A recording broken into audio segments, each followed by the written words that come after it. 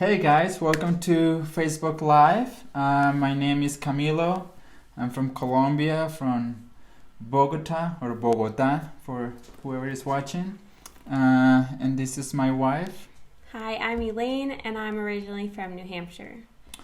Yeah, so we're excited about the topic that we're gonna be sharing is about relationship with God.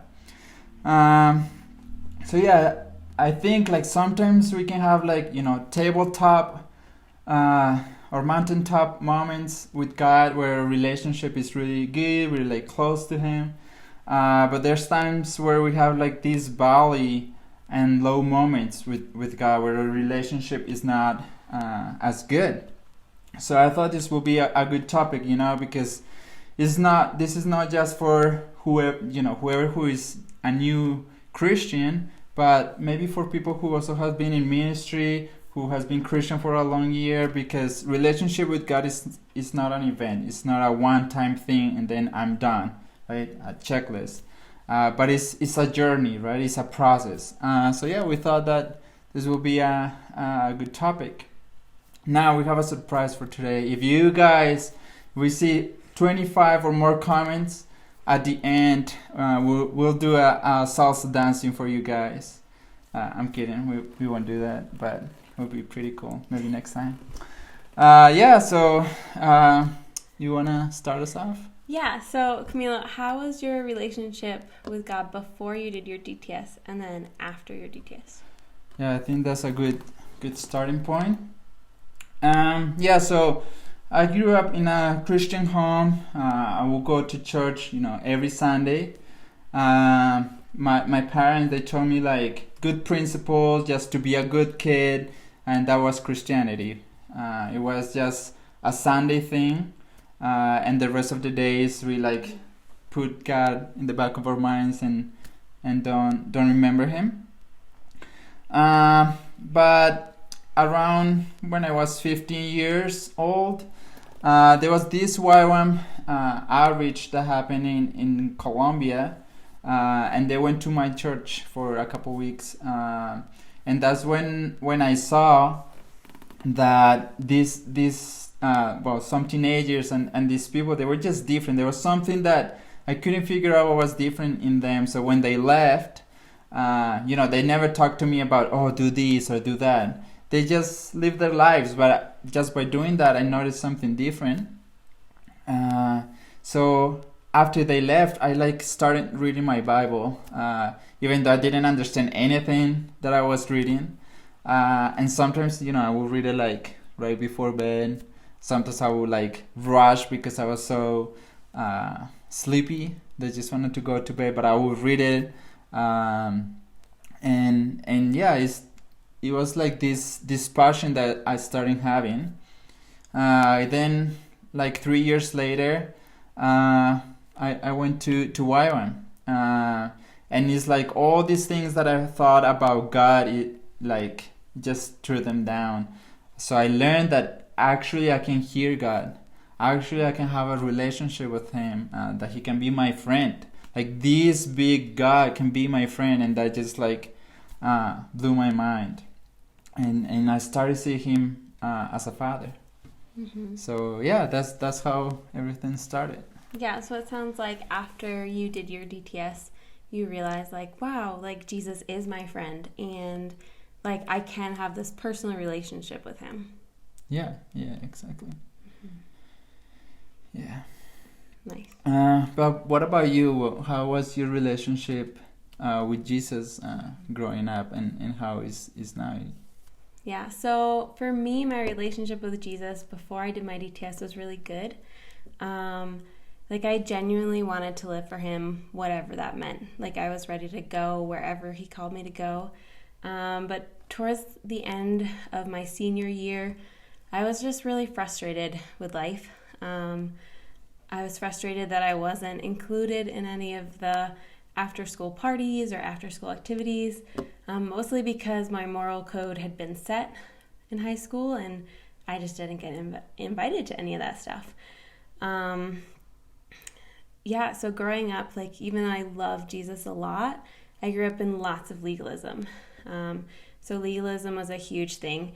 to the point where like feeling unconditional love wasn't real.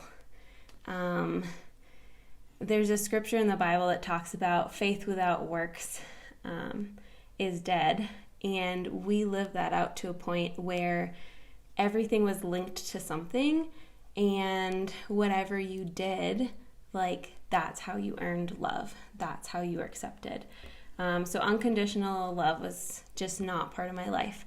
So when I came and did my DTS here, that was the thing that God just blew me out of the water with, is like, he was like, no, like there's unconditional love and people can love you without knowing you, without you doing anything for them. They can love you. So for me, that was huge, because until I was 18 years old, I did not know what unconditional love was. Maybe when I was like an infant, maybe I experienced it a little, but everything that I can remember, I don't ever remember feeling loved like that. So that was huge for me in my DTS. And then the other thing that radically changed me was learning, like having teaching about hearing the voice of God. So like I had kind of heard his voice in different ways, but I wasn't really sure, like, how do you hear his voice? What are the different ways that you can hear his voice? And getting teaching through my DTS, God really like started showing me, this is how I talk to you. This is how you can listen to me. So that was really big. Nice. So it seems that once you like experience unconditional love, that was like your transformation moment, and that's when you like experience real relationship with Jesus. Yeah, that was definitely the transformation moment. I went home and people, literally almost everyone I ran into was like, oh my gosh, you are so different. You look different. Your eyes are different. You sound different. Like everything. So it was huge. Oh, that's great. Mm-hmm. Yeah. So Camilo, for you, we're talking about like the valley moments, not just the mountaintop moments. So for you, when was a time in your relationship where you really struggled with having that close relationship with Jesus? Yeah, actually, that was after being in missions for 2 years. We came to the States to get married. So we left YWAM for a little bit and started life in New Hampshire. And that's when things started getting more interesting. So arriving here to America, everything was new, a different language, different culture. I had to wait for my paperwork to come so I could work. And lots of different noises too, right? Yeah. Like there were frogs outside of our house that would chirp at night. Camilo wouldn't let me leave the window open because they were too loud and scary. Yeah, I think in New Hampshire frogs sound like cows. I don't know why, but I don't know, maybe just in that state. But yeah, everything was new, and I didn't knew anybody. I didn't have like friends or anything. It was just, by myself in the house. So it was really hard for me. And later I got a job, and I think I started getting busy. But I got to a point where my relationship with Jesus like felt empty. Like if it didn't feel the same as I was in YWAM. And in YWAM, like you have all these structures, and it's easy to to fit you have a time for your quiet time or a time to read the Bible. So it's easy to have that lifestyle of relationship with him. But once you leave, it's like, oh man, like that just depends on me. Sometimes I will like read the Bible, but it was more like out of guilt, like, oh man, my relationship with Jesus feels so empty. At least I could read the Bible or do something. It was more out of guilty and shame. But there was, some good things that happened in that time. We pioneered the youth ministry at her church, which now is like super big. But I think one of the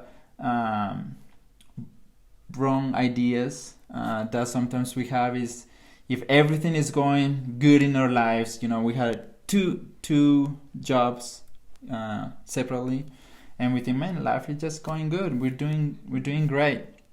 But the false belief system that we have is that if everything is going good, it's because I'm doing the right things.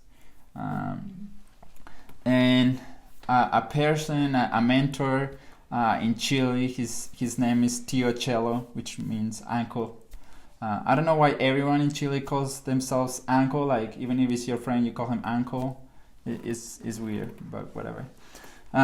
So the phrase that he always will say is, el hecho de que Dios te use no significa que él aprueba tu estilo de vida.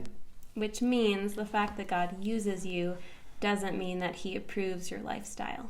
So for me, even though we did something big for God, we were doing great things, actually I was having a bad relationship with Jesus. So we can do miracles, God can use us tremendously, and we can have a big ministry, but that doesn't mean that you actually have a real relationship with Jesus. So yeah, I think that was like my low moment. Yeah, what do you think some of the reasons are that we go through those valley moments, like just those moments where we pull away from Jesus? Yeah, good question. I feel like one of them is our own agenda. Like, we put our own plans, our own agenda first, and then, boy, we have time, maybe we'll have time for Jesus. Or sometimes we'll say that every day, well, maybe I'll do it tomorrow, or So sometimes our agenda comes first. We become too busy. Like nowadays, like, that's why we have fast food now, is because everyone is running from one place to another. There's no time for anything, and Jesus gets left behind. We pursue other things other than God. I think, was it Liz and Steph, I think it was last week, they were talking about idols and all these things. So those things can play a big role in our lives. So one good example in the Bible is the story about Mary and Martha. I don't know if you guys remember, if you remember it. Yeah. But Jesus comes to this village, and he goes to Martha's house. So she's like, oh man, that's the most honorable guest that you can have. So she goes, and sometimes when you're not expecting a guest, everything is messy. It's like, you're cleaning everything at the last minute.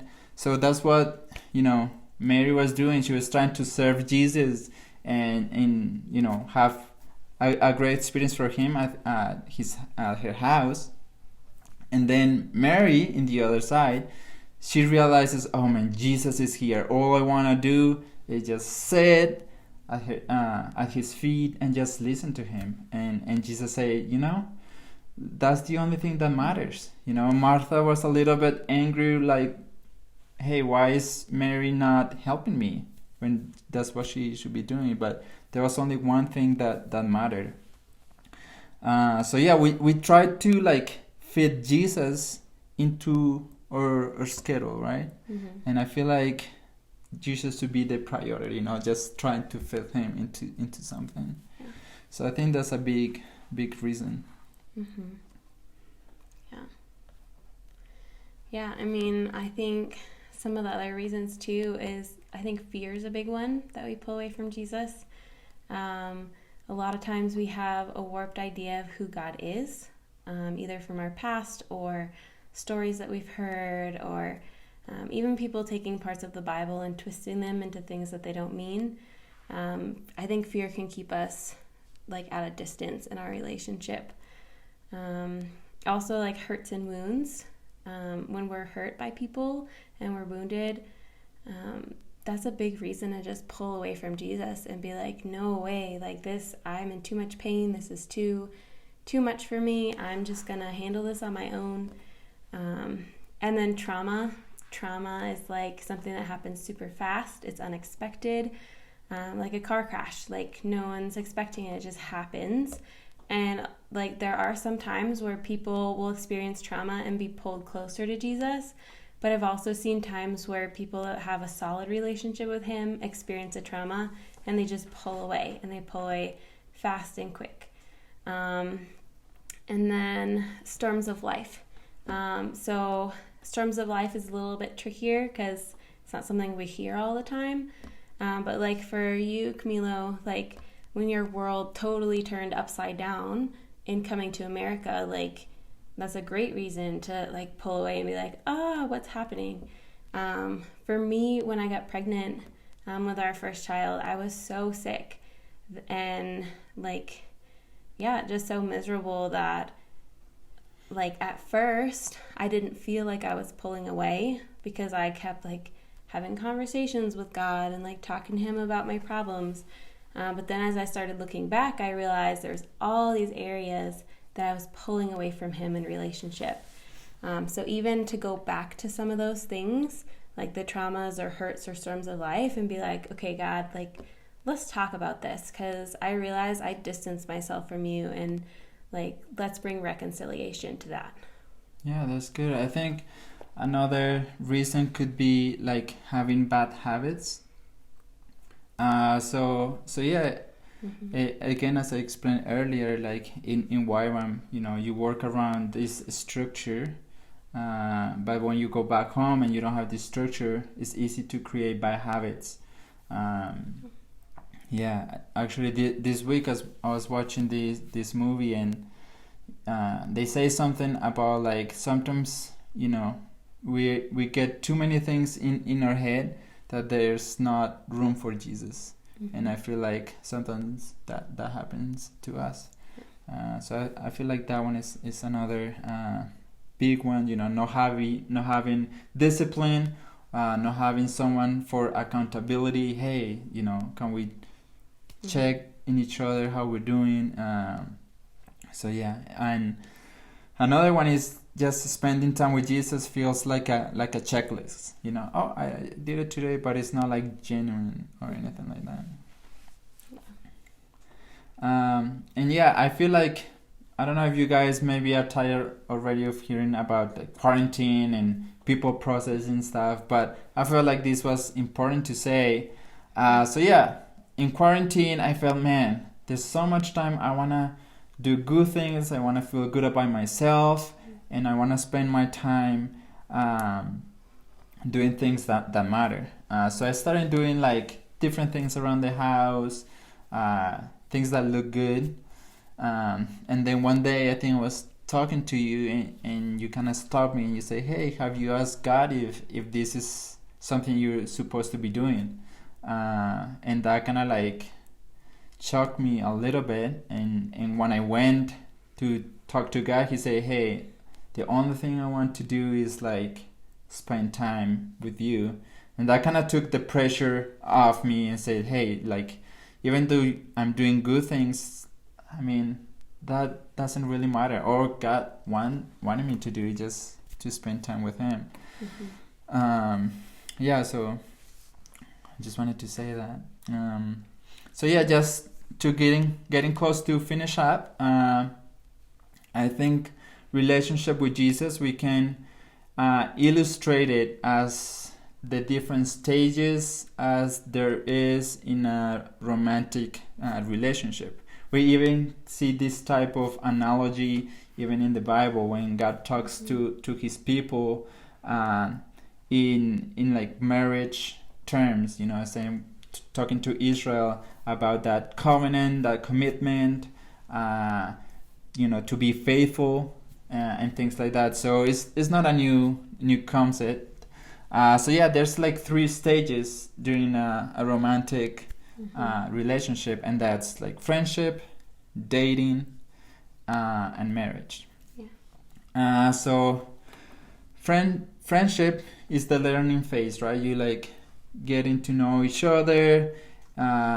You realize what the other person likes or dislikes. It's not about just knowing a bunch of facts about a person, but instead it's taking the time to get to know the other person. You know, we just hang out together, and sometimes we get to know the person in a group setting. Yeah, and it's very similar to like our relationship with God at the beginning. Like most people learn about God in a group setting. They learn about him at church, or they learn about him through some other like group gathering, and that's when we kind of first learn about him. And then like learning about what are God's likes and dislikes, like what are the things that make him upset, what are the things that please him. And the part about like knowing a bunch of facts about a person doesn't mean you know them.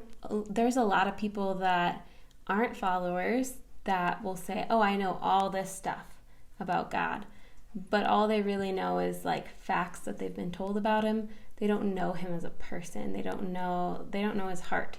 Like they don't know Jesus. They know what they've been told or what they've read, but they haven't experienced him in like a real way.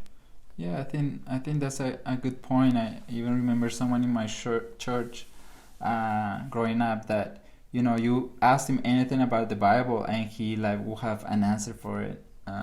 He was the first one to find every Bible verse, but you will find out that he didn't really have a relationship with Jesus. So that was a little sad, that you can have the knowledge but not really having a relationship with Jesus. So then the next stage is dating, and these are the things that define this stage.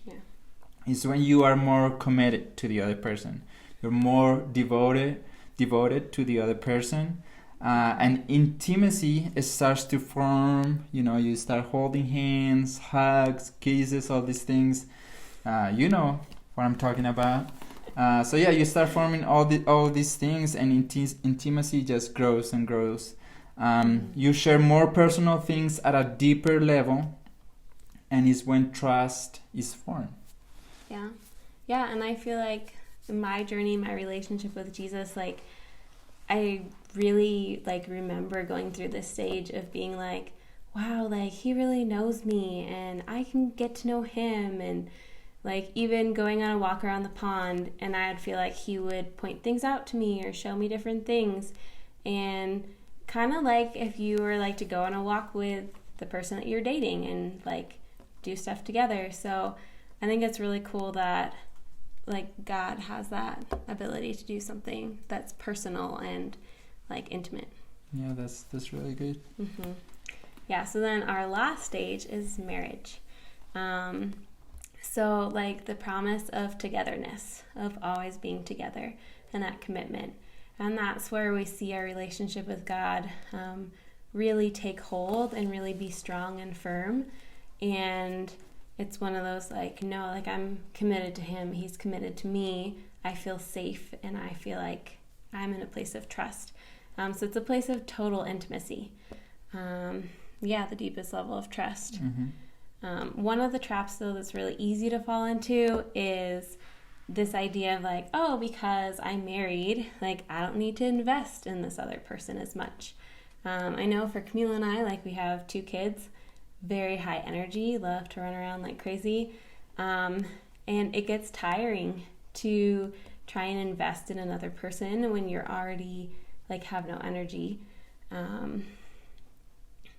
And like that same kind of thing can happen with God, where we get so busy with life or so busy with whatever going on that we get to this place of like, oh, well, God and I are good, we're tight, we're close, so like I don't need to invest as much time, or I don't need to do all these things to like be close to him. Like I'll just go to church on Sunday, raise my hands, that's good enough. Like I don't need to date him anymore, basically. And that's where we run into trouble, and that's where we find that distancing of relationship, because a relationship is building each day into it. Like, if you don't have communication each day, then your relationship starts pulling. But if you're doing proactive things each day, then that really helps. And like, I even, like, for Camilo and I, like, even just waking up and saying hi to each other, saying goodbye when he leaves for work, like, just those little things, like, really build relationship. And those are things that we can do with God so easily. It's not a hard thing, but when we feel that tension and pull, it's easy to just pull farther away instead of getting closer. Yeah. Yep. Yeah, it's like, how will you feel, Elaine, if the only time I relate to you is when I need something? Hey, can you just make me dinner? Hey, can you just do the laundry? Or hey, can you, I don't know, watch the kids or whatever? So that's gonna really makes us feel distant. Yeah. And we do that to God a lot. God, I need this. God, I need that. And when we only talk to him when we need things or we want things, then like if Camila does that to me, like, I feel unloved, unappreciated, unvalued, and there's so many other emotions there. Like, I feel like God feels a lot of those things too. Yeah, so just to finish up, if you have been in YWAM and maybe you feel like, man, I don't have that relationship with him like you used to be, or maybe you're not in YWAM and you just want to grow deeper in relationship with Jesus, I just encourage you to look back and see, hey, what is my relationship with Jesus? Am I in the friendship area, in the dating, in the marriage area? And maybe even look at what points are holding you back, if it's bad habits or whatever it is that we mentioned, trauma, wounds or whatever. I just encourage you to maybe go talk to your pastor, or even talk to someone you trust, and just kind of like, just express yourself where you're at, and sometimes if we're not challenged, if we're not stretched, it's hard to grow. I just encourage you to do this, and I hope that this will make you have a passion to know Jesus more and have this relationship with Jesus. So thanks for watching. On Monday we're gonna be live again, 7 p.m. Don't forget, and thanks for watching. And we just hope that tonight just encourages you to draw closer to God, that you just be encouraged to go out and spend some time with him, listening to his voice. All right, see you guys.